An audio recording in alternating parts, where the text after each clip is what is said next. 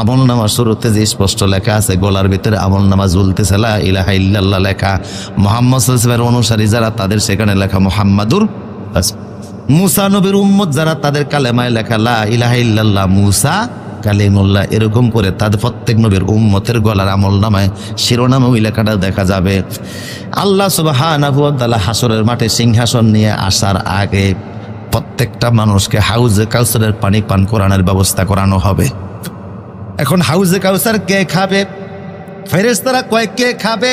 হাত উঠাইলেই পানি পাওয়া যাবে না, আমলনামায় তো গলা ঝুলতেছে, যার গলার ভিতরে দেখা যাবে লা ইলাহা ইল্লাল্লাহ শিরোনামে ঝুলতেছে, তারে আমরা তার নবীর কাছে পাঠাবো পানি খাওয়ার জন্য। তা আপনারা যখন বলবেন যে আমরা পানি খাবো, ফেরেশতারা বলবে তোমাদের নবী তো মাঠের ওই পাশে পানি নিয়ে অপেক্ষা করতেছে, যাও ডান দিকে যাও, গেলেই নবীরে পাবা, ওখানে পানি পাওয়া যাবে। মুসা নবীর উম্মত বলবে আমরা পানি খাবো, ফেরেশতারা বলবে তোমার নবী অমুক জায়গায় পানি নিয়ে অপেক্ষা করতেছে, সেইখানে যাও। তো সবাই গিয়ে নবীর হাতে পানি পান করবে। তার মানে আমলনামার শিরোনামে যাদের কালেমা থাকবে না, ওদের পানি খাওয়ার সুযোগ নাই। কথা বুঝতেছেন কিনা আপনারা?